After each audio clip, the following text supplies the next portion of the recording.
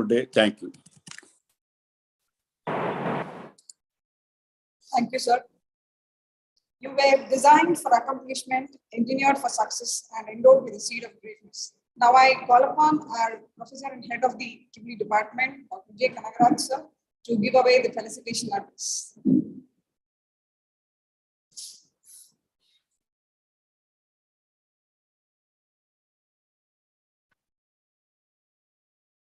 Very good morning to all.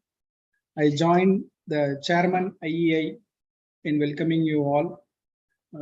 It's very happy to note that Institution of Engineers has taken a lead role, as always, in arranging such technical seminars, and more particularly in this current area or current interest in area, the sustainable development, so which is becoming a prominent focus in all developing nations and developer nations. And more particularly, the role of engineers in the sustainable development of any country. So the role of engineers cannot be disputed by any. So they are the builders of the nation. So the engineers have played a very significant role, and they will continue to play a key role in the future of the sustainable development in any country. So whether it is building new products or working on technologies that will innovate the future, they are instrumental in designing, architecting, and building the way products, goods, services are delivered and consumed by the general public. So the engineers play an important role in sustainable development by planning, building projects that preserve natural resources, that are cost efficient, and that support human and natural environments.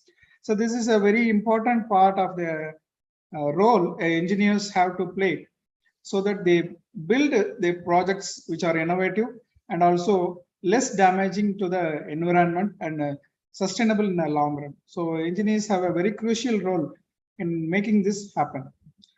So to boost the nation's sustainable development goals, engineers' role is foremost in the vast chain of modern production and consumption of natural resources to deliver goods, products, and solutions for a larger society.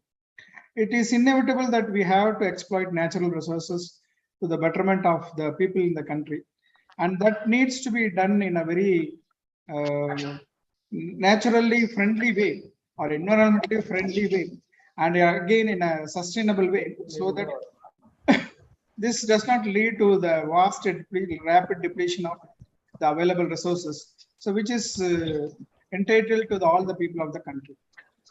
So the key ingredient to drive a sustainable change is innovation.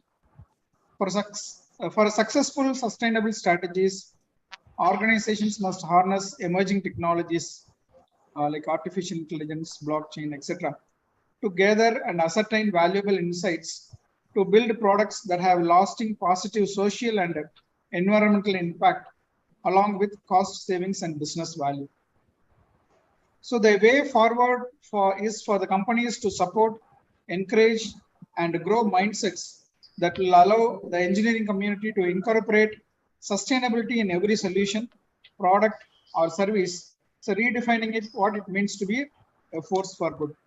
So engineers have a very key role and a very important role in taking part or taking further a sustainable development in any part of the country, in any country.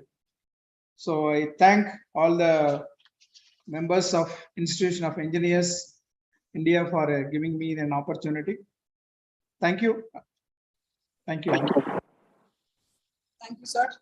Thanks for the great participation. All our dreams can come true if we have the courage to pursue them.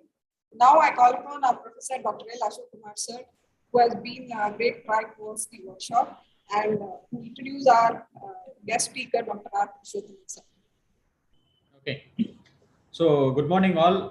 Good morning the dignitaries from Institution of Engineers in Coimbatore chapter as well as Tamil Nadu chapter. And a special welcome to the speakers of the day. And first of all, I would like to thank Institution of Engineers Coimbatore for allowing the EEE department to organize this webinar and be a part of centenary celebration 100 hours IEI TNSC Carnival. And we would like to do more kind of a program of this kind. to give importance to the SDG goals, etc. And one of the SDG goal, what we are going to do see today is electric vehicle, and is one of the concept wherein which the environmental can be protected. And the second topic would be on waste management technology. I'm so delighted to welcome and introduce our today's speaker, and he'll be talking on challenges in India's transition to electric mobility. Dr. Purushottama, basically a mechanical engineer, passed out in the year 1996, and he is having a 25 plus years of experience in the field of automotive productive development, and he has completed a Master of Science in Manufacturing Management in 2005, and also Master of Science in Applied Psychology in the year 2015. Currently, he is playing the role of Global Resource Management Leader in Vistion Technical and Services Center Private Limited, Coimbatore. And in this, the role is to build business strategies which fits for future, including the competencies and capacities which are required for the business sustenance. Prior to Vistion, he has nearly about 15 years of experience in Bosch Global Software Technologies, Coimbatore. In that, he was a head of engineering responsible for powertrain components, developments like exhaust gas treatment devices, fuel injection components, and also established automotive steering division, design and development, product validation and design for reliability, and so on. And he has also received DRBFM L3 certification and various achievements during the tenure in Bosch. Earlier to Bosch, he was worked in General Motors Technical Center, India, as a project leader responsible for design and development of interiors for GM Hold-On, GM Open, GM SAB, and product assembly documentation release for the manufacturing plants for North America. Prior to General Motors, worked in EASI technologies, mainly in the seating system design and development. Got a good experience in various areas during the stint at PAG CAD-CAM Center from 1999 to till mid 2000. I'm happy that you are also one of the alumnus of PAG Tech, sir. And he was worked under the guidance of Dr. Radhakrishnan Nair. So once again, I would like to welcome you and thanks for accepting our invitation to be a part of this webinar. Now the stage is yours, sir. Thank you. Thank you, sir. Thanks for the very good introduction. So, first of all, very good morning to all the dignitaries from Institution of Engineers, and then also the organizing partner from PAG College of Technology, and also the co-speakers, students. A very happy morning, and I'm really happy to be part of this event on the technical webinar on the sustainable developments of the nation, role of engineers. So I think the today's theme is basically like challenges in India, India's transition to electric mobility, which is buzzword today. So let me just share my screen, so you will be please let me know once the slides are visible, so I can put up some slides.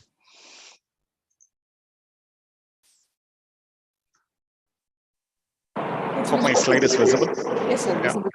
Okay, right. So, so on behalf of Vistion, I'd like to thank for this opportunity given, and maybe I'll walk through the topic today on the challenges in India's transition to electric mobility. Maybe in a very brief 5 minutes, I'll try to explain what Vistion also does here. So it's an opportunity for me to explain what we are in.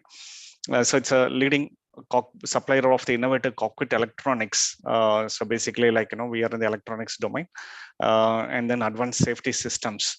So it is about a 3 billion company annual sales and about 10,000 employees, and in 18 countries with the 20 manufacturing locations, and we have 18 technical centers worldwide in almost all the countries.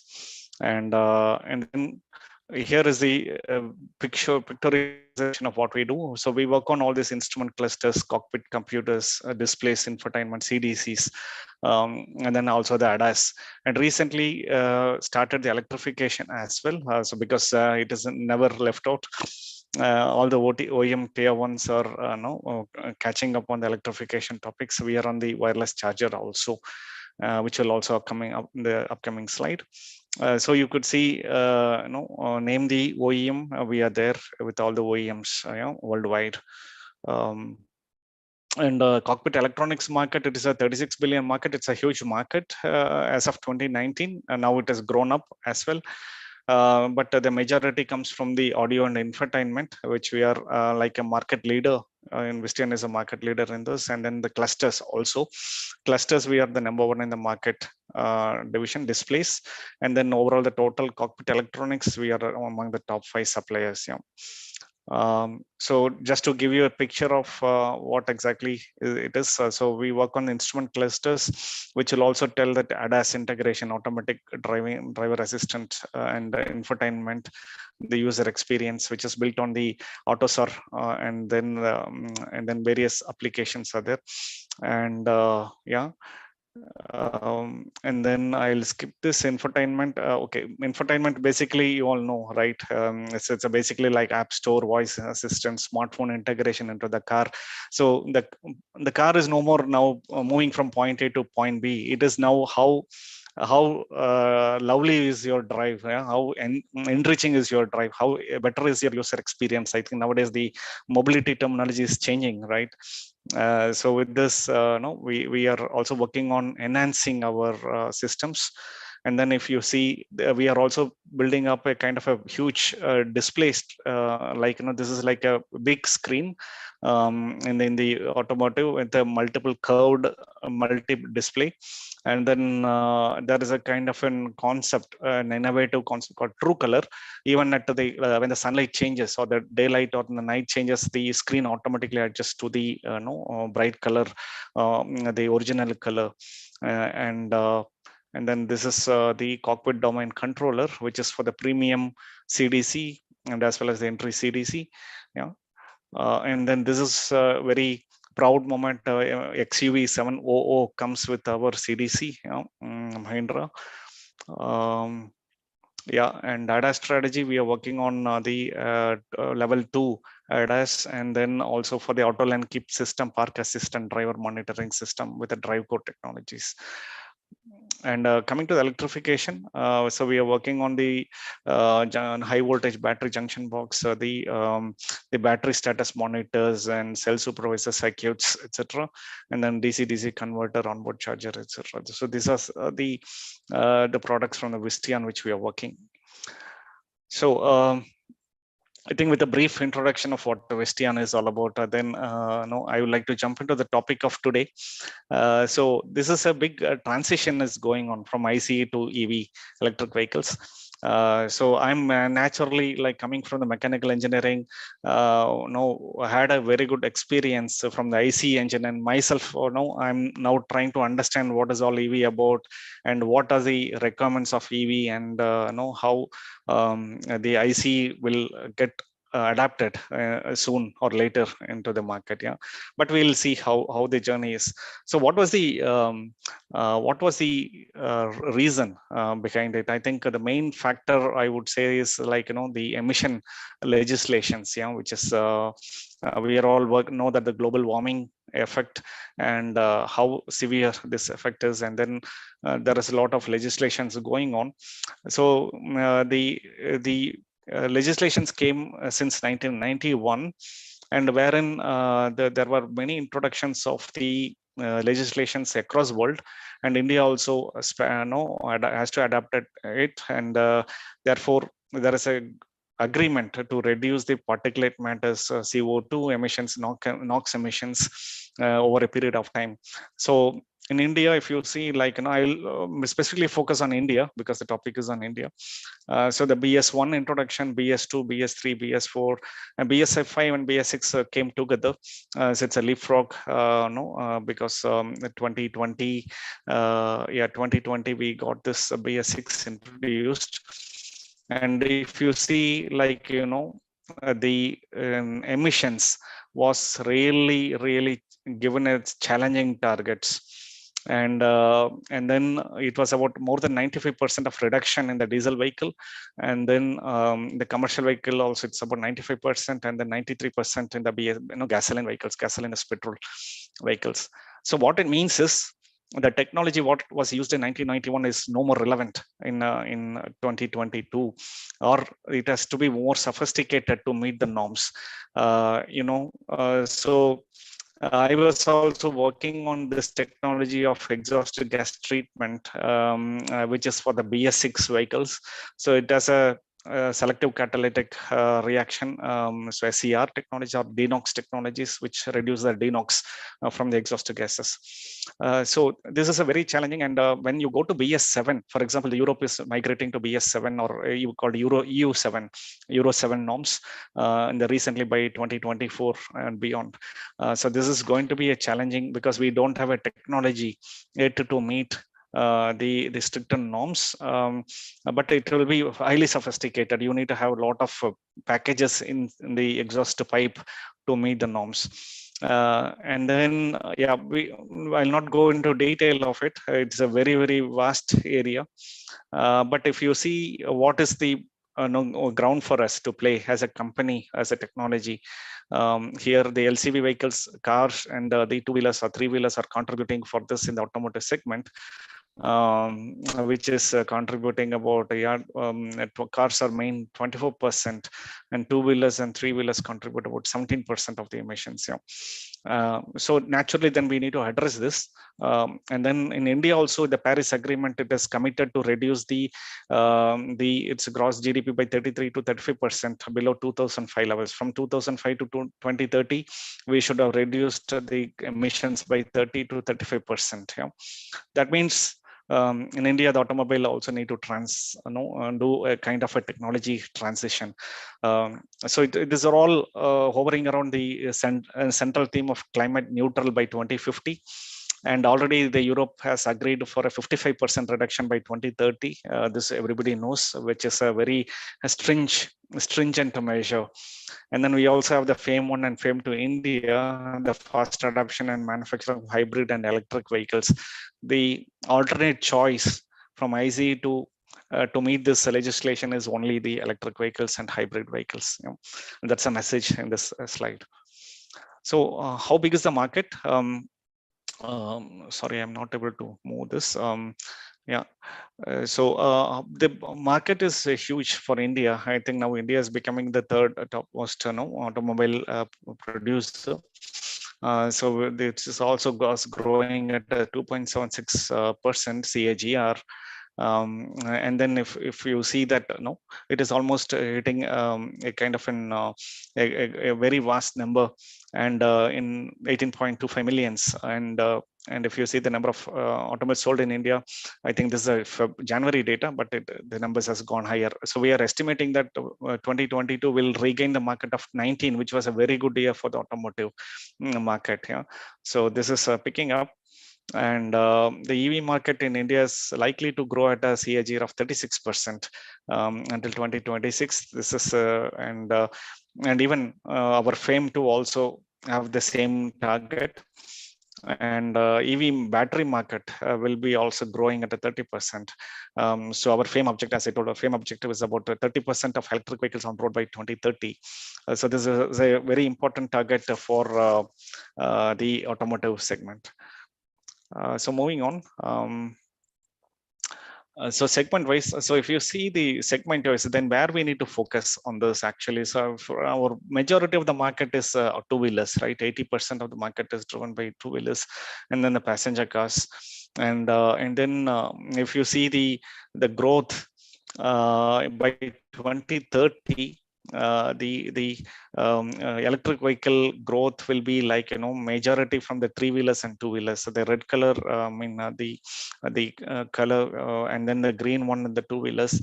So this will play a very, very big role in the electric vehicles segment. And then this will cover about 17.8 million vehicles, which means that a lot of vehicles on road will be electric vehicles. So this is a kind of a forecast what is laid out in our the automotive sites. So what we are talking about, what we are, in a very with the class wise, for example, the two-wheelers, So it will be like 120 billion vehicle market size, and then out of 140 billion vehicles, so 40% of electric vehicles, and then three-wheelers and cars and LCVs and buses, according to the percentage. Not going to the detail, which means an indicative that how the market is penetrating very quick. And then this is a very big transformation going on today. But when I go one level down, so what is the impact of electrification in the automotive components and segments? So if you see all the IC engines and then the combustion units will get no negative impact. That means the engine and the engine related parts, the engine mount truss components, and the transmission, for example, and then the lead acid batteries. The neutral impact will be on the chassis. Chassis would not get changed much, but only the profiles to accommodate the batteries, and then the tires and wiring harness wouldn't go. Suspension remains same, and then the positive impact will be on the interior and exterior body parts probably. And the major changes are coming in the ECUs. Basically, the ECUs, which is controlling the entire car, software driven, and then major changes will happen on the infotainment and telematics. So basically, like the driver communication system, and then the battery health monitoring system, battery management system, many topics on the onboard diagnostics will play a big role in this area. And then the new opportunities are coming under motor controllers, converters, lithium-ion batteries. I think most of us know this. What is the architecture of these electric vehicles is all about. So that means that the shift to electric vehicle is very imperative and inevitable. Like we cannot avoid it. So from the transition, so because the political situations or the environmental conditions, and even the government is also making a lot of emphasis to move. That means that OEMs are shifting their gears to change themselves. So any change in the world from the current to your future needs a transition, and that is what we are in the transition phase today. And this transition will have two sides of it. One is the technical side and the people side. And any technology to be successful, we or the organizations, whether they component makers or the product makers, has to design, develop, and deliver to the perfect the products in the market. On the people side, there should be much more awareness. The people should be engaged, and then they also need to adapt and then use effectively, so that the market will gain the new. The people will look forward and will adapt, and then indulge in these new technologies and things so on. So these are the challenges what we are going to talk about basically. So how do you design, develop, deliver on the technical side, and on the people side, how the a normal man or a normal crowd is going and embracing this change, and then getting the electric vehicles on board.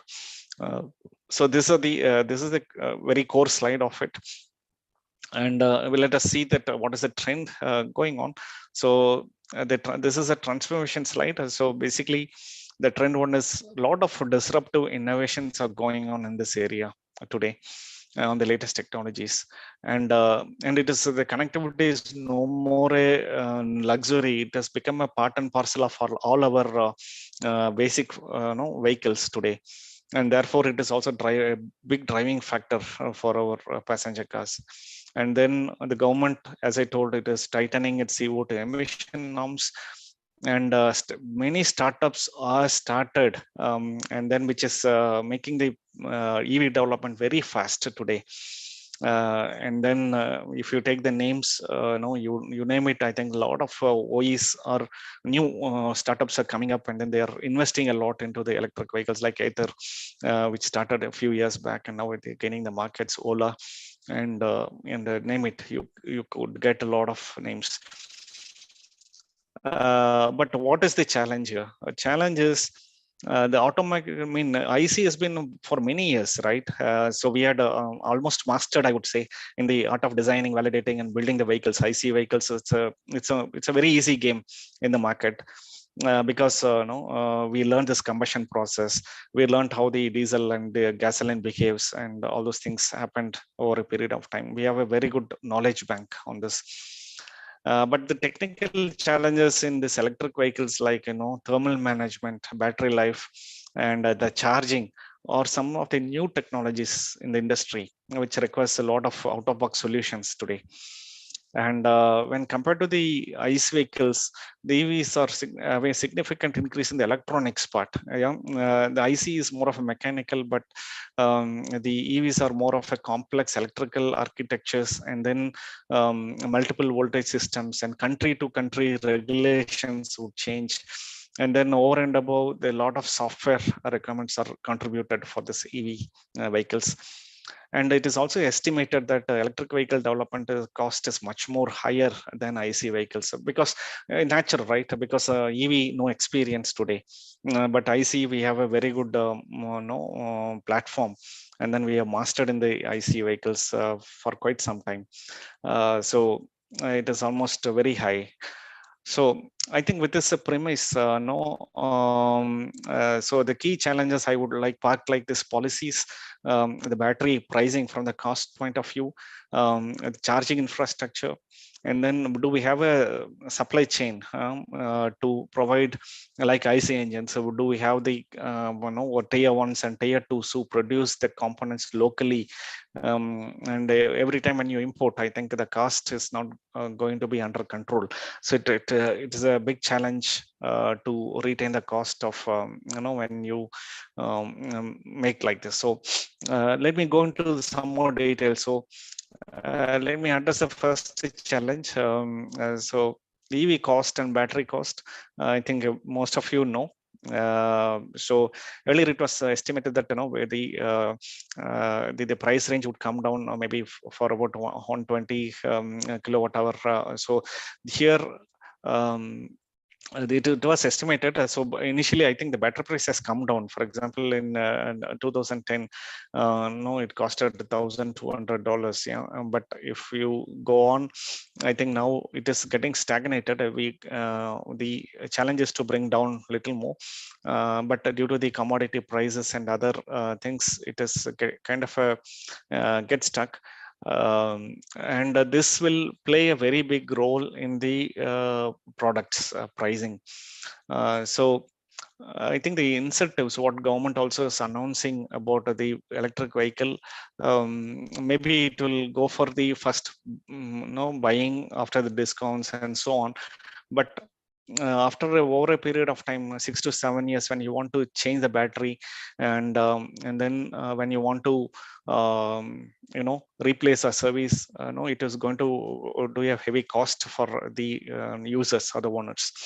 So the battery cost is going to be a continuous pressing issue for the EV market.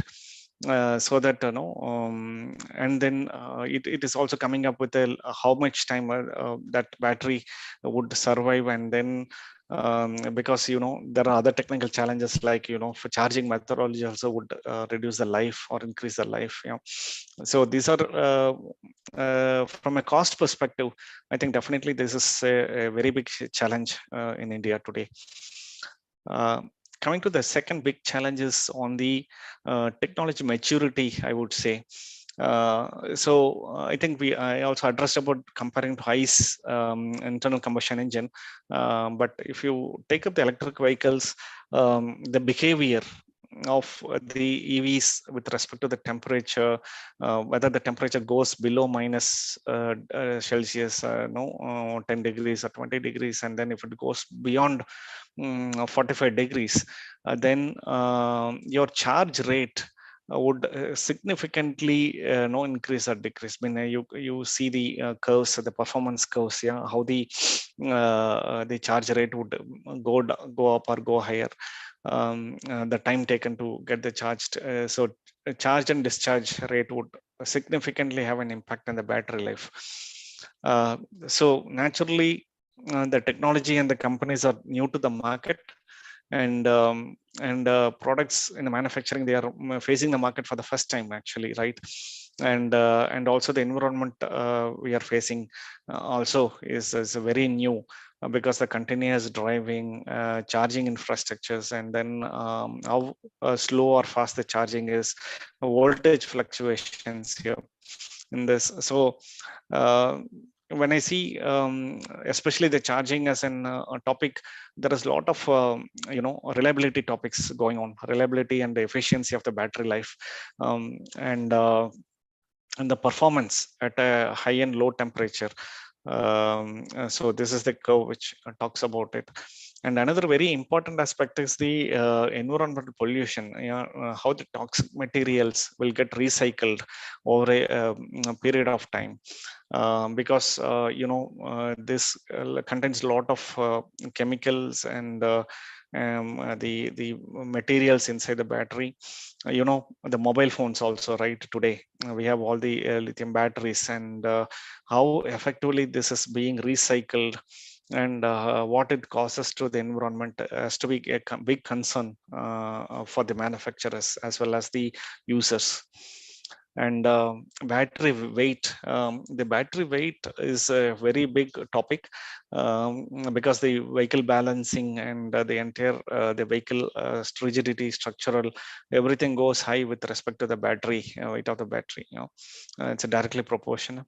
And the other topic is the batteries are very electronics, more of electronics. It contains very sensitive to the rapid charging and overcharging or undercharging. So the minute electronics is very sensitive for the temperature and the other topics. So and the service maintenance, it's a question. The experience has to be gained in this area.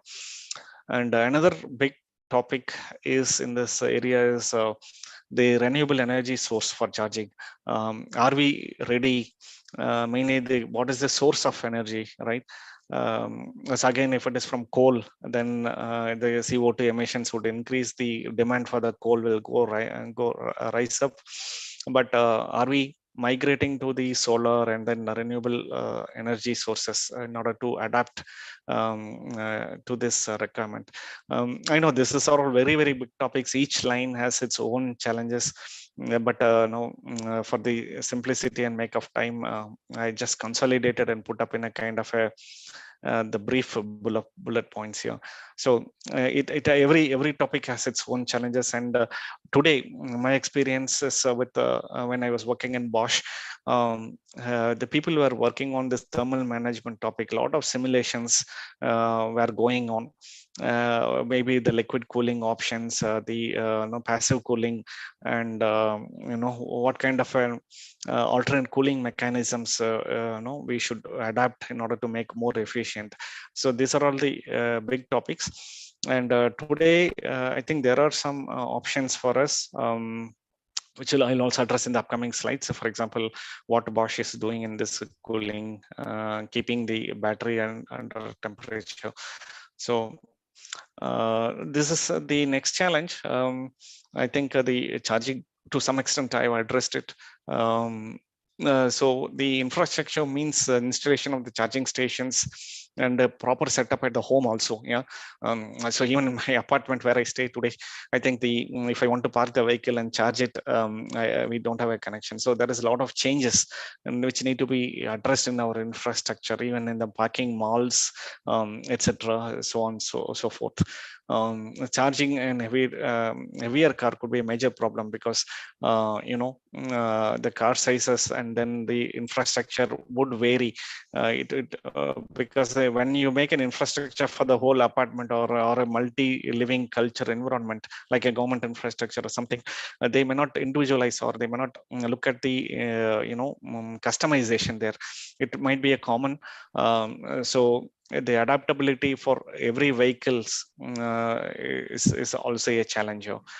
And the range anxiety, I think very much. So one of my friend was also driving to Chennai, and then he already had to book the charging stations in advance, so that when he went to Salem, then he 45 minutes of charging, and then another charging in in the between Salem to Chennai. So a couple of times this range anxiety always is a kind of a topic to ensure that the driver and then the vehicle users are in a very comfort zone. Otherwise, you don't know when the charging and then discharging curves goes, then your focus will be fully on this range anxiety and then ideal conditions. So for example, the bad weather and a very high temperature, which will shift the needle very quick. The hill range, for example, and a lot of if and buts are in there in this range anxiety as well. So this is a big challenge I would see in this getting the charging stations at the ease and then making the drive a comfort with a good user experiences. Fourth challenge I would put up is like standardization. So every OE is trying to adopt their own way of for even if, for example, to extend to like a charger, for example, and today every car is unique, right? If you take the Tata, Mahindra, or any OEs you take, every vehicle is unique, but the core of the heart of the engine, maybe it's a horsepower or how it operates. Technically, the physics, I think it is all common, but when you come to a design structure, there are many variations. Basically, though it delivers the function same, but the shape and the fit and fitment remains different. So but that will be the same in electric vehicles as well. So if you see the scooters, two-wheelers today, the Aether vehicle or any other Ola, each one has its own different standards and a different design, and therefore it would also call for a different configurations actually. So now at least the cars, I understand that I think there is a specific charging port called CCS2, and therefore this also need to be adapted for two-wheelers. So we need to bring a standard for the two-wheeler. I think they are also talking about it, and I think some actions are kept. I don't know about the latest status, but and then there are many business models are also coming up, like for example battery swapping stations, right? So when you want to swap one battery manufacturer with another vehicle, the batteries has to be fit into this the battery stations, where you make a compartment for the battery to accommodate. So these are all design considerations which has to be standardized in all the vehicles, so that the user would never get problem later, so that I may not be able to use a battery of another company for a different vehicle, or I need to depend on a one charging station, which always I need to go and pick a battery from that station. So these are all the multiple challenges what I could foresee in the standardization as well. And coming to the big topic, I addressed this topic, but it is very important to talk about it a little more. So the temperature issues, the weather, when the temperature goes below 0 degrees or greater than 40 or 45 degrees, the range becomes a big problem today. So the thermal management is a very key topic. So therefore, it is also calling for an intelligent thermal management system in the vehicles. So I will also pull up, for example, one of the tier 1 supplier so is using a heat pump or a waste heat recovery system to heat the battery and interiors during the cold weather conditions. When it's below 0 degrees, the system would start and then it will heat up the things. So to maintain the battery at a very optimum temperature. And when the battery the other way also, like when the battery needs to be during high temperature, then the battery needs to be cooled via a cooling unit. So it's almost like our AC unit, which is also bypassed through the other battery and other units actually. So for example, if you have the water, the electric pump, and then HVAC and battery cooling plates, and of course the e-axle coming up today is also cooled with the kind of radiators, chillers, and the PTC coolant heaters and water cooled condensers. So the system is becoming complex. That's the message here. So when you want to make this battery thermal management topic, and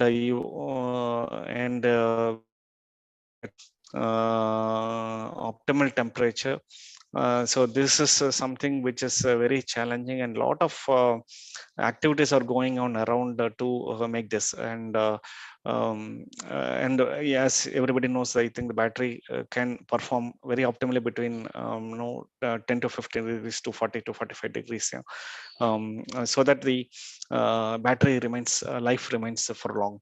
On the other side, the fast charging, and whenever you do a fast charging, and then this thermal shift is also a kind of a challenge. So that the intelligent thermal management system should take care of the fast charging as well, in order to protect the very small, very sensitive electronics inside the system.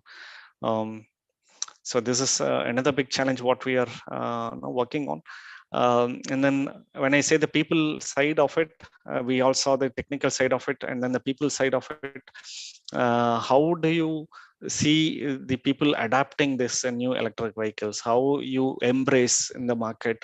How people like this actually? So, so this introduction of the electric vehicles in the academia is seems to be very critical, so that the students today get the hands-on, get to know how of these electric vehicles, so that the adoption happens very fast.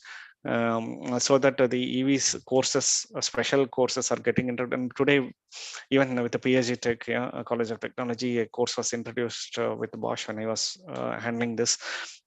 So the special course is also getting introduced into the market, and a lot of collaborative work is also going on with institutes to set up a kind of a lab, and to do some practical demonstration of this electric vehicles. A lot of projects are going on with the universities in and around.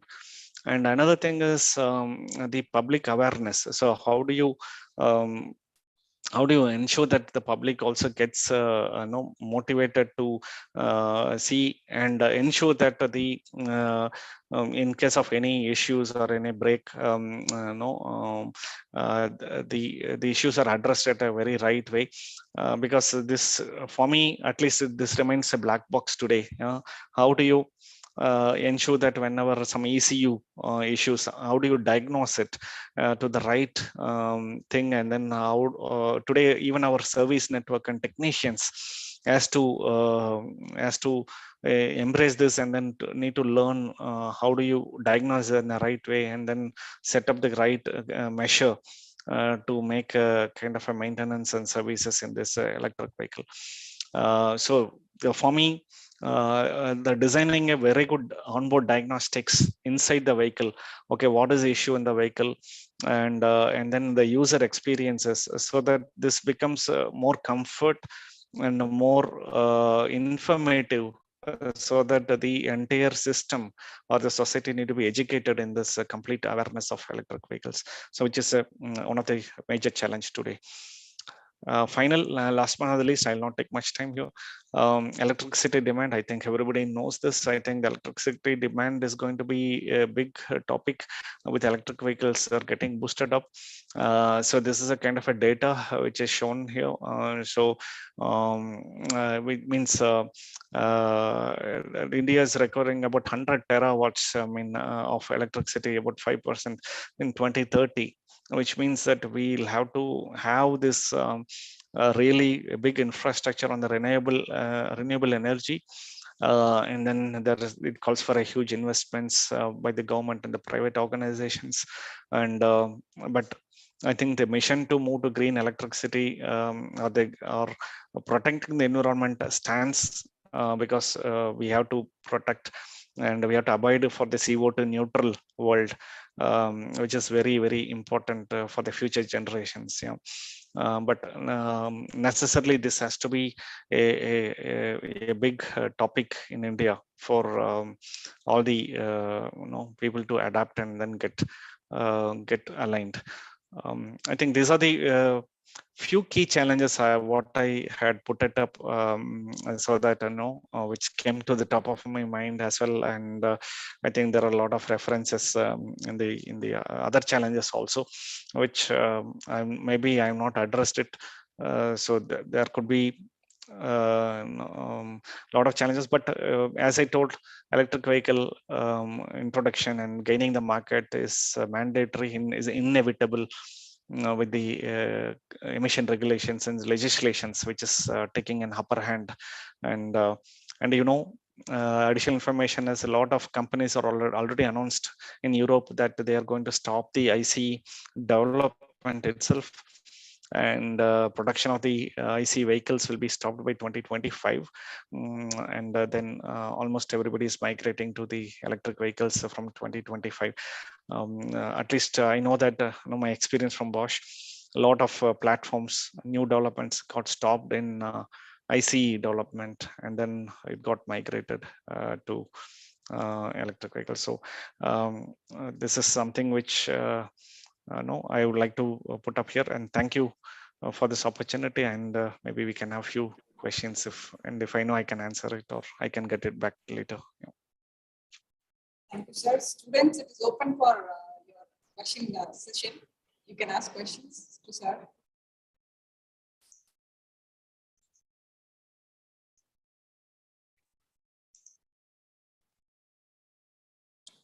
Or you can put in the chat box also.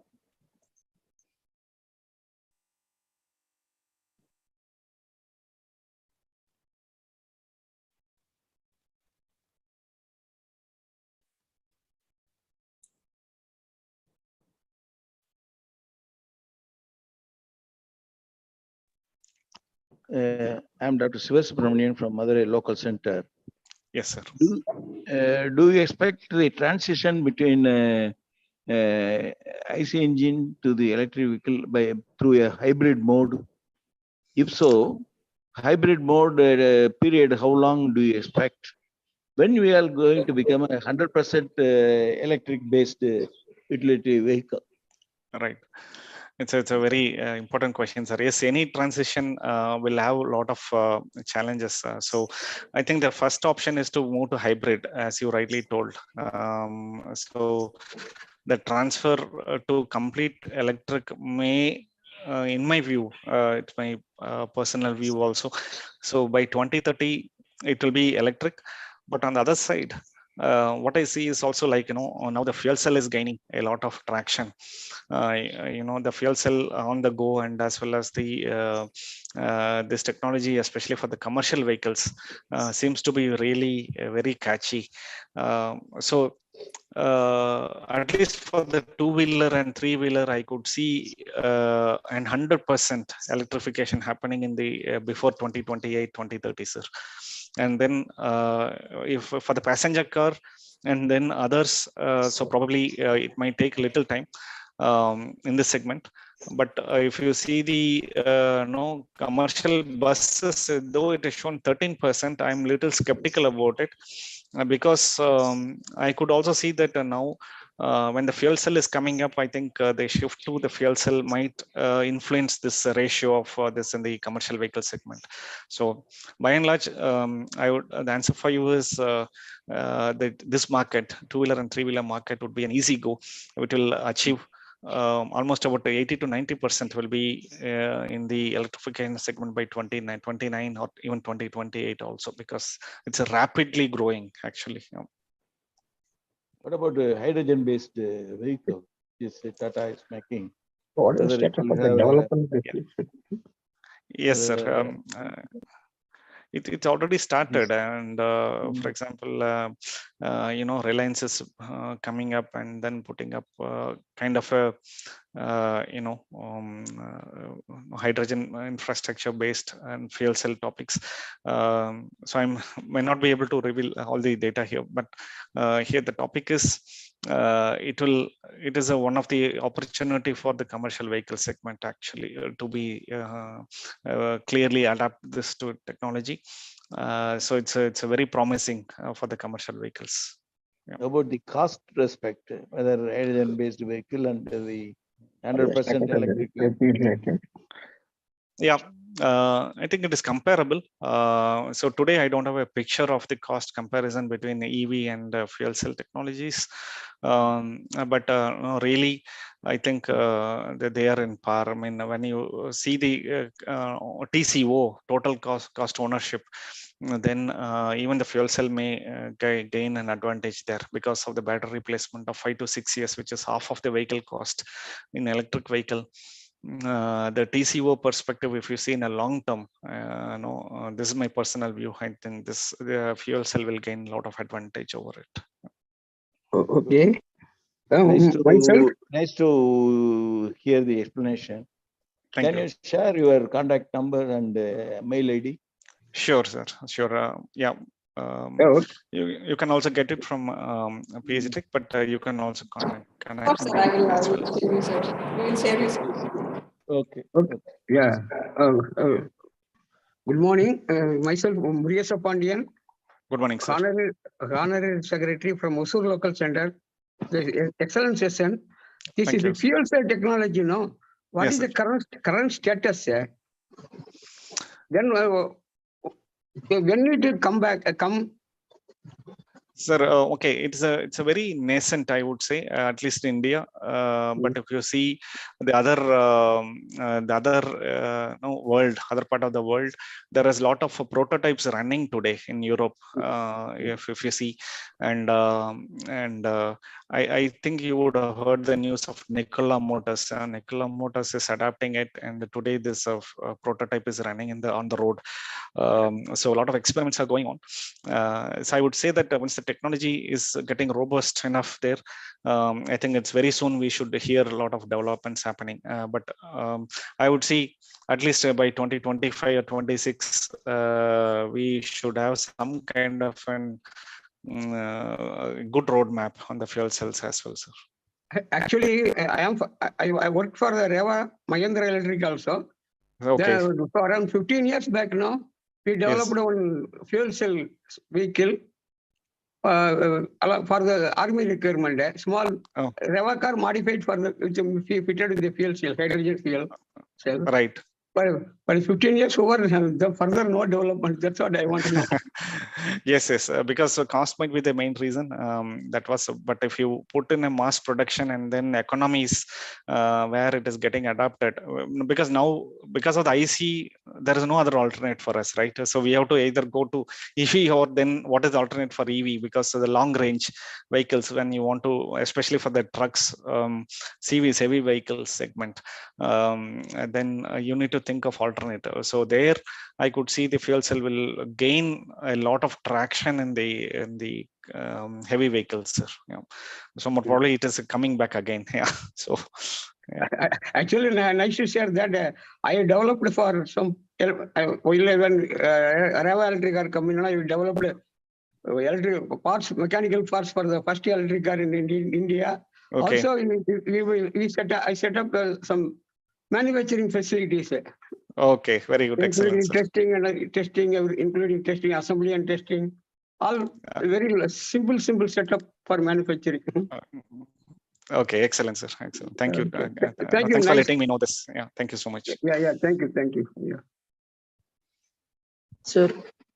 Yes, sir. Sir, I have a question. What are the factors that you consider for economically feasible designs in the industry? Okay, economically feasible designs in the industry. For sure, I addressed one of the point is standardization, right? And if you want to, any product when you want to design, from my design experience, I can put it up that you need to any design works like this. There is an input and there is a function f of x and there is an output, right? And then how complex you can make your physics very complex also. Let us take the example of a solenoid, right? If you want to make a solenoid, you can do it mechanical solenoid or electrical solenoid. And if you want to make a mechanical solenoid, cost will be less. Electrical solenoid, the cost will be higher. But the operating time will be different. Mechanical will take little more higher time, but electrical will take very less time. So it all depends on what you want, right? At the end of the day. So you can make your design like a mechanical solenoid, which is simple cost effective for a market which needs a cost sensitive market. But if you want the time of operation is very important for you, that is a core factor, then you need to switch your physics to the electrical solenoid, right? And you can go for piezoelectric or something like that. It expands. So there is no one answer for it. So basically, what is that product you're building for? What are your customers who are going to use it? So based on that, you need to build a kind of a system around it. So that you work on basic principles like materials, right from choosing materials, right from choosing your physics principle in your product, on what basis it should work, and you can combine 2 functions in one design or 3 functions in one design, which makes little complex design, but still you can reduce the number of components. Bill of materials can come down. So there is a lot of good practices in the design which can help you to make your designs very sophisticated or complex or simple, but it is able to meet your delivery. It's a vast subject. Sorry that I'm not able to give a straight answer here, but there are many huge factors, right from materials, manufacturing processes, functions. How do you make your functions 2 or 3 functions added together? I think manufacturing tolerances also plays. If you give a very close tolerances, your cost of production is going to be very high. So you have to play with even a small tolerances is a very big topic in the manufacturing sector. So all these are many factors for the cost of the product. Thank you, sir. Thank you, sir. Thank you for explaining the challenges involved and valuable insights on India's transition to electric mobility. And it was a great, fruitful thoughts given to our student community, sir. Thank you so much. I would like to thank everyone for the listening, and then thanks on behalf of Vistion. Thank you for the coordinators and the panel members and the dignitaries from the IEI. Thank you so much. Thank you, sir. Thank you very much. Now it's time to introduce our second guest speaker for the session, Prashant, managing partner of Green Era Recyclers. He's the founder of Green Era Recyclers. Madam, your voice is not clear, feeble. Can you please come closer to the mic? Then it is clear, sir. Yeah, it is now clear. He's graduated in environmental engineering, 4 years of total work experience in e-waste management, and his work experience with several industries, institutions, and corporate, along with government sectors in India, for safe and legal compliance of e-waste management. Green Era Recyclers named the startup out for 2019 by Startup Lab. Green Era Recyclers has handled about 500 tons of e-waste today, and the startup has been selected among the top 3 projects for funding by DST through Realtech TBI Chennai. He has developed projects to involve robotics and machine learning, which is the first of its mark in India on e-waste management industry. And he has been parts of various journals concentrated on recovery from e-waste, removal of copper from bi-leachate of electronic waste using banana activated carbon, and comparison with commercial activated carbon. It is published at the EGO. And he has produced a paper. There is a novel method for the removal of epoxy coating waste printed circuit board, published at WMMR. And he was awarded Socio-Environmental Champion Award, instituted in memory of Dr. APJ Abdul Kalam, by Realtech TBI on September 2020. And he received Green Excellence Award 2021, honored by Huladet Recycling Kolkata. And he designed and installed the unique and first of its kind e-waste bin for collection of e-waste in Coimbatore, Tamil Nadu, India. Current project guidance and support for Coimbatore City Municipal Corporation for establishing a channelized system for e-waste disposal at Coimbatore. And he conducted the first e-waste drive in coordination with CCMC on December 2019, marking first of its kind in Coimbatore and Tamil Nadu. And he worked under Capacities project on creating a smart city concentrated upon environmental issues such as waste management, waste resource utilization, sanitization, environmental conservation with Coimbatore City Municipal Corporation, ICLEI, and several international agencies. And he has conducted various awareness programs to schools and colleges and Tamil Nadu Pollution Control Board. And he has conducted a lot of webinars with them. It's a proud moment to introduce you, sir. Now, I request you to address the gathering, sir. Thank you so much for the warm welcome, ma'am. I think I'm audible for everyone. Yeah. Yes, sir. Yeah. So a very good morning for each and everyone present over here. First, I would like to say that I regret that I'm actually not in a position to turn on the video, not to present the thing which I have prepared for this particular program. The problem is I'm in Startup Tamil Nadu event, which is currently the speech is run over by our Tamil Nadu CM. So I'm a bit stranded over here. So I'm really sorry that I'm not able to present the things which I've prepared for this particular event. But I actually am totally happy and obliged to IEI for inviting me for this particular session, where it's particularly concentrating on waste management and sustainability. So I'd like to extend my thanks to Dr. Shanmugam sir, Kanagraj sir, and Ashok Kumar sir, and to Nishanti ma'am as well for providing this opportunity for this event. So I'll just go ahead straight ahead with the topic with respect to what is happening towards e-waste management, and I'll be running out to what are the opportunities which is going on, and with respect to compliances, I'll be tapping on, and especially how an entrepreneurship journey can be attained to not just in waste management but also in e-waste management, which can also go ahead with environmental social governance as well. So I'll be tapping on these particular topics and I'll be running in through quick. So after finishing the topics, maybe I'll just open up for a Q&A session and we'll just have a session off. So, excuse me. So e-waste in particular, it's actually termed as electrical and electronic waste. So I particularly worked in this particular field for about 6-7 years now, directly into the industry. And it's almost been 8-9 years since I have been familiarized with particular industry. The problem with respect to e-waste is that it's not yet clearly classified.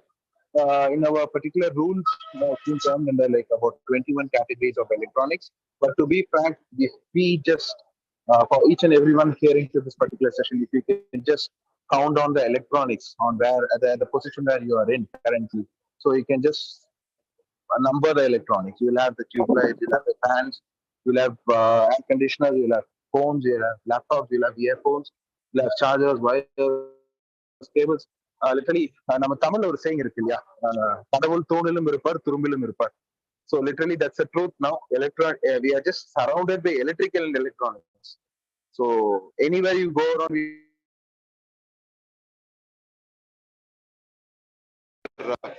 restricting yourself to be with it.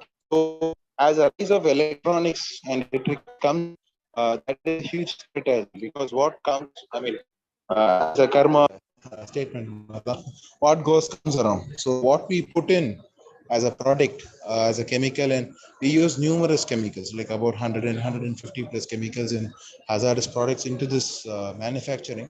And if it's not being properly treated, then definitely it will impact the environment in a very big manner, because we get the minerals and all the hazardous or heavy metals, which we term it as, from various positions, and then we combine and we dispose it in a very informal way. Then that definitely affects the environment as well as the complete ecosystem.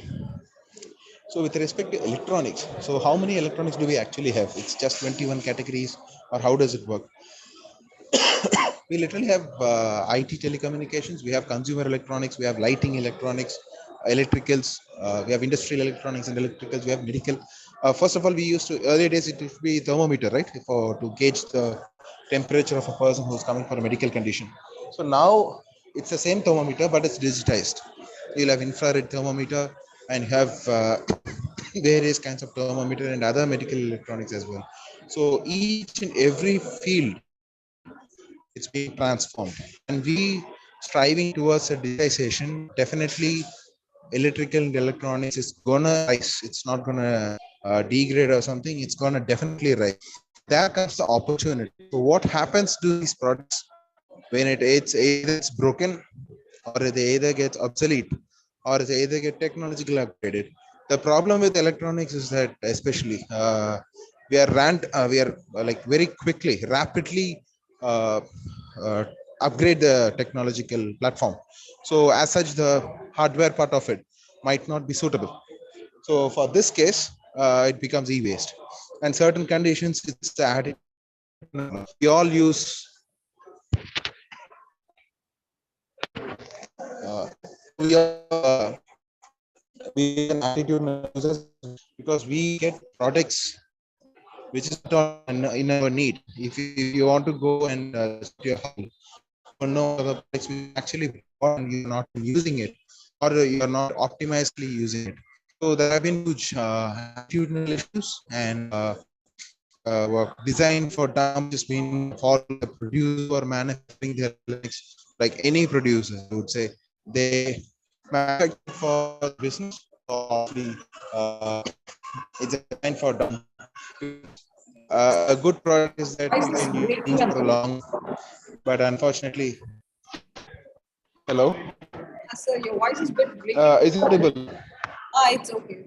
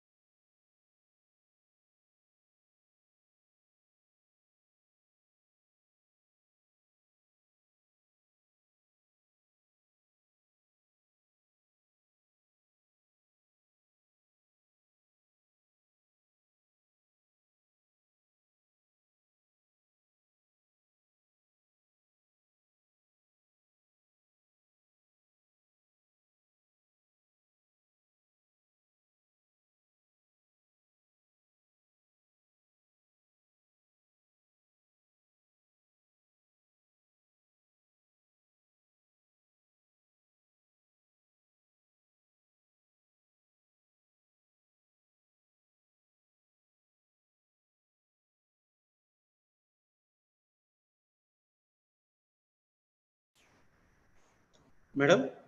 Chan sir, you have to unmute your audio. Ma'am, sir, please tell me, sir. He's having some network issues, sir.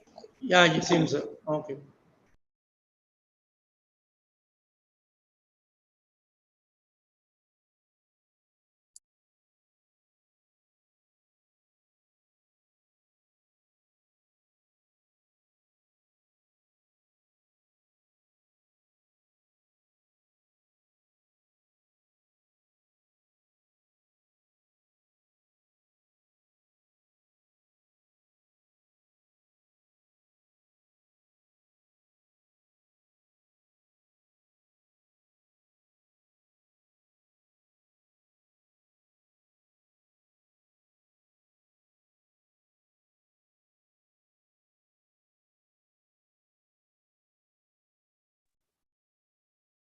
Hello. Am I audible right Yes, now? yes, sir. Yes, sir. Really sorry, I have certain network issues over here. Oh, no issue. Uh, yeah. So the thing which I was going on for was the number of types of electronics and the reason behind the generation of it becoming an e-waste is it's very critical. I mean, it's just not about attitudinal issues. It's about technological upgradation and various other things which we are looking forward towards digitization. Actually. So apart from that, how much kind of electronics we usually have? So as per the government regulations, they have termed as about 74 categories of e-waste, which consists of electrical and electronic waste. But it's not just 74, and you'll have a subdivision of at least 200 or 300 or categories of electronics and electricals, which we actually use in the present scenario. So in general, which we what we term it as IT, telecommunications, like mobile, computers, desktop, laptop, and all of that stuff. And probably maybe your consumer electronics like TV and refrigerators and stuff. But apart from that, you have numerous things which has happened due to the what do you call the digitized revolution which has been taken over the past few years. Right? So what we currently do as a company in order to mitigate or in order to handle these areas is that two things. One, it's a threat. At the same time, it's a very big opportunity. The reason behind this, as I said in the few minutes back, it's about electronics is basically made up of heavy metals and precious metals. So either it pollutes, which has a potentiality to highly pollute. At the same time, it has a potentiality to highly urbanize, or it's called as urban mining. We term it as urban mining, where from one particular source, you can actually mine a very good amount of precious metals out of it, which can be not just precious metals, also the rare earth resources, which is actually deficient right now. We can use it for recycling and then put it over to the manufacturing of other electronics or any other products for that in case to match the demand of the industrial needs. So what we currently do as a company, what we do in the Green Era Recyclers, is that we currently channelize these electrical and electronics from various sources like bulk consumers and consumers. Producers, like we work with producers such as GV, Epson, Xiaomi, and Samsung. So they are entitled, the government has passed the rules and regulations where they are entitled to channelize their waste and to and to recycle. So we take care of the channelization as well as the recycling part. So we take it, we try to sort it out, and then we have about 7 types of segregation processes based on the categories and the hazardous nature of the electronics and the electricals. And then it will go for the testing purposes. We try to extend the life of the products. We try to refurbish. At the same time, we do the data destructional part. One of the important terms is that, I mean, not all. What's the difference between an informal sector and a formal sector lies in this few margins. I mean, even the informal sector, they try to mine those products. So why they are termed as informal is that the process they use, it will be a crude method, which will pollute the surrounding and the environment. For example, in Delhi, you have cities like Srilampur, Moradabad, and Hyderabad, where if you can just Google it up, it's the most pollutable cities, and you can actually directly propose, work it out. It's the e-waste hub of India.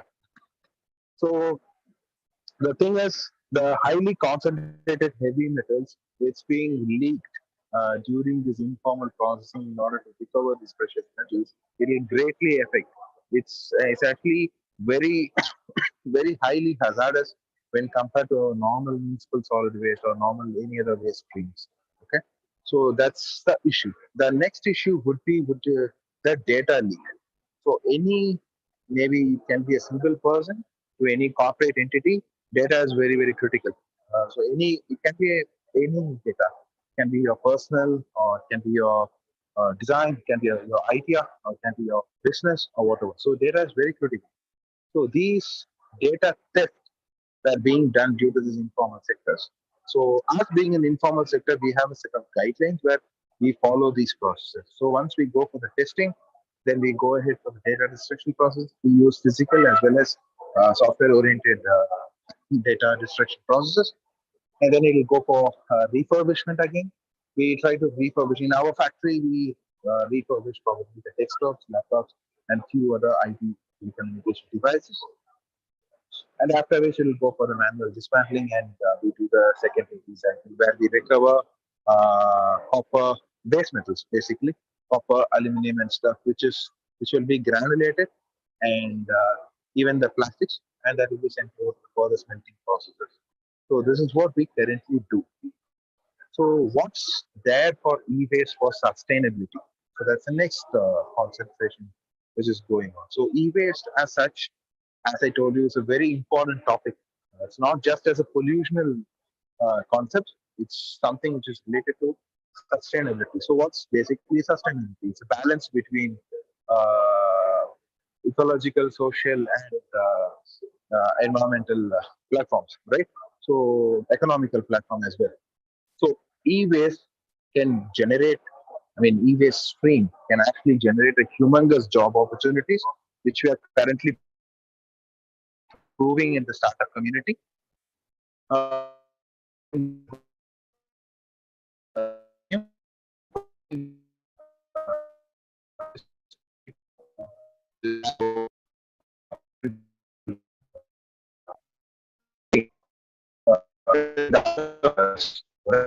So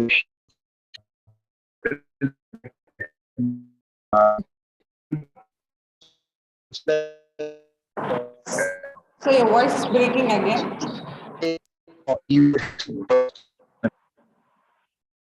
Prashant sir, your voice is breaking again.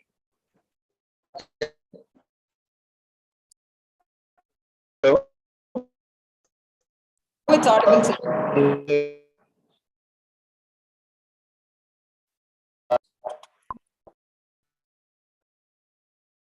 Prashant sir.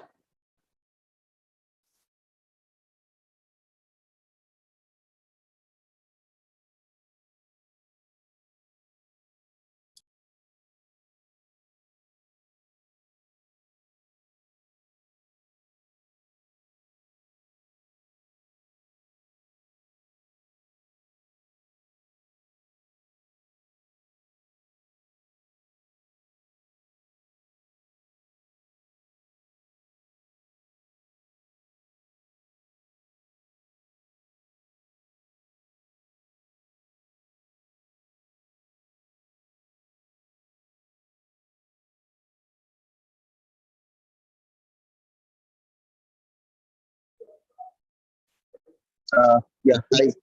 Am I audible right now? You're audible now, sir.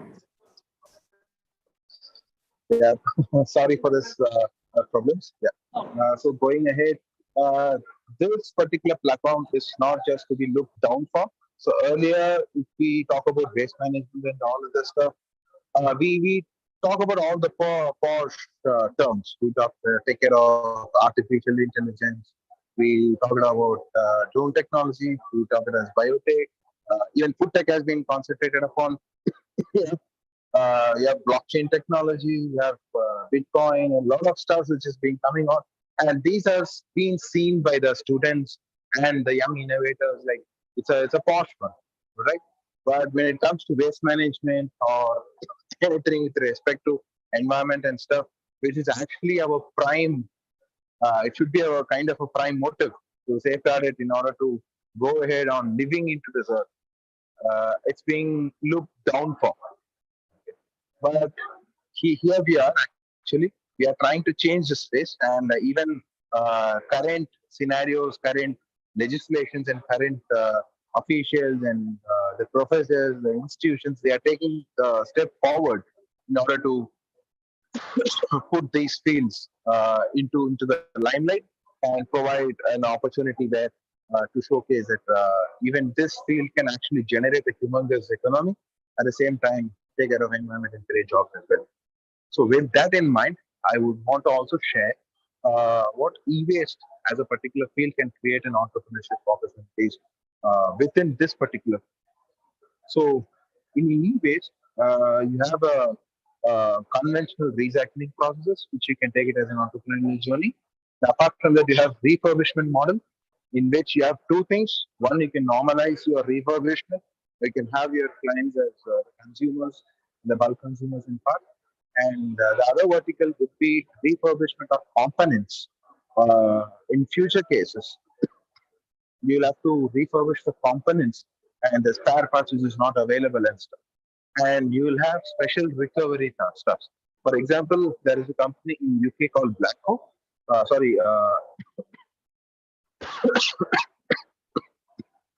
Where they actually recover the mercury and try to send it as a raw material for the mercury manufacturing industries in medical platform. All right, they're using a heavy metal which is highly hazardous, highly unstable, and it is being transformed into a raw material. But unfortunately, in India, still now, I mean, even till date, there is no proper recycler or no proper disposal mechanism for this tubeless and stuff, which is actually being processed by another country and use the heavy metal as in raw material. So there are huge amount of opportunities lying ahead with the e-waste recycling platform, into the e-waste refurbishment platform, even in the supply chain. It's not just about environmental folks which can chip in, not just about the chemical folks who can chip in. We can also have the supply chain model where you have a humongous opportunity within channelizing these, not just e-waste, in every waste management platform.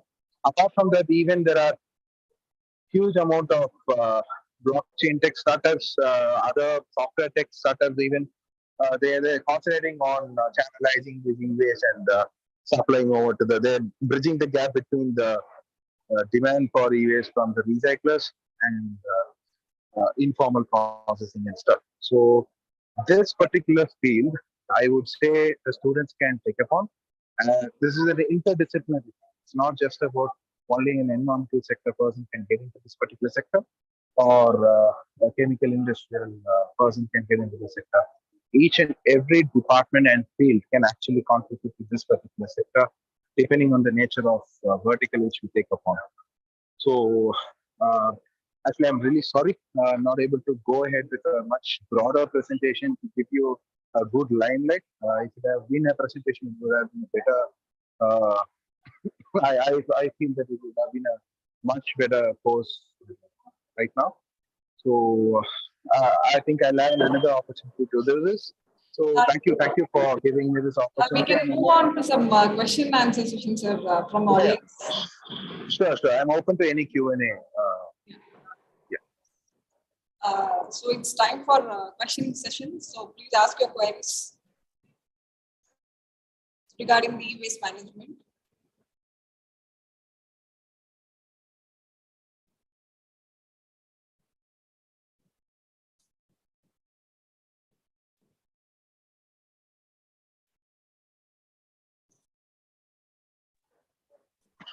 And I would actually share the mail ID.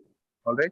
So any students who want to have a better exposure towards how this industry or how this field works, and if at all you need to have a research perspective or an entrepreneurial perspective, I'm happy to help you out. And any other faculties, delegates, who needs to have exposure to this particular industries can actually write down to me. I'll just share it in the chat box. Sure, sir. There is a question in chat box, sir. Prashant, sir, there is a question in chat box. Yeah, I just checked it through. How to dispose of e-waste as of right now, there are two things. One, in your particular industry, you got to in your particular city or district, you got to see who's the authorized recycling facility. For that sake, you have to go through the pollution control board websites,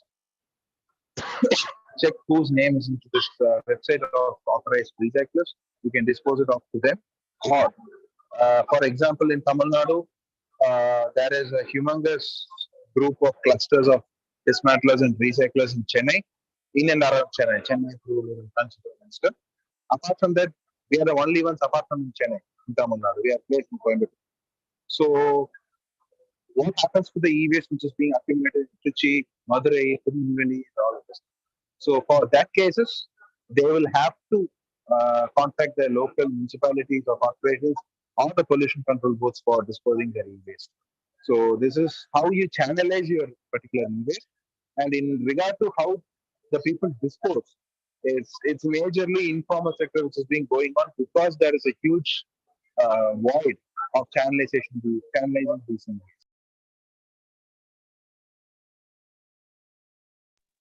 Comes to us, I pretty clearly explained about what our process is. So we take it, data extract, try to refurbish, try to recycle, gain the products, and again send it over as a raw material to the respective industries like smelting factories for and recycling plastics and all this.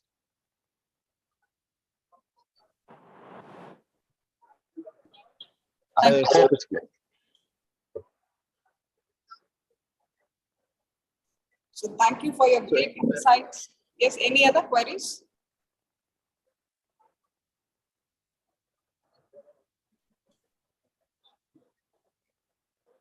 Thank you, sir. Thank you for your great insights on e-waste management towards the sustainability, and hope in future it will be a great understanding for our student community towards the e-waste management. Thanks a lot, sir. Thank you so much, and I once again apologize for the current situation. Hopefully, I'll get another chance to make sure this session would be a much better one. Thank you, sir. Thank you. Yeah, thank you so much. Thanksgiving is one of the best virtues in this world. Now it's time to deliver the vote of thanks. I request our Honorary Secretary, Institution of Engineers, Coimbatore Local Center, Dr. J. Krishnamurthy, sir, to deliver the vote of thanks. Thank you, madam. Thank you. Good afternoon. I am delighted to propose vote of thanks in this gathering, a technical webinar on the theme Sustainable Developments of the Nation, the role of engineers, organized as a part of the Institute of Engineers India, Tamil Nadu State Center's centenary celebrations, 100 hours IEI TNSC Carnival. First of all, I thank Dr. S. Shanmugam, Chairman, IEI Coimbatore Local Center, the president of this event, for joining with us from US at this late night for him. I thank Dr. J. Kanagaraj, Professor and Head, Department of Electrical and Electronics Engineering, PSG Tech, for his felicitation address. My sincere thanks to the Principal and the Management of PSG College of Technology for associating with IEI Coimbatore Center in organizing technical events. I thank the speakers in this webinar, Mr. R. Purushothaman, Global Resource Management Leader, Pistion Technical and Services Center Private Limited, and Mr. Prashant Omanakuttan, Founder and Managing Partner, Green Era Recyclers, for their talks on the theme of the webinar. Thank you, Purushothaman sir, for enabling us with the details on electric vehicles, the key challenges for EVs, and the possible solutions for the same. Thank you, Mr. Prashant, for providing the ways of e-management system. I thank Engineer S. Kannan, Chairman, and Engineer K.N. Sivaraju, Honorary Secretary, IEI Tamil Nadu State Center, Dr. K.M. Gunaraja, Centenary President, Organizing Chairman, and Engineer R. Ramadas, Organizing Secretary, TN State Center, IEI. I sincerely thank Dr. L. Ashok Kumar, Professor, and Ms. B. Nishanti, Assistant Professor, Department of EEE, PSG College of Technology, for their efforts in organizing this webinar.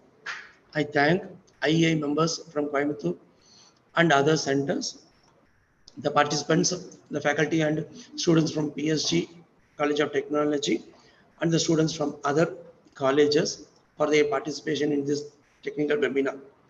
So out of the 3 programs we are organizing for this 100 hours IEI, this is the second event.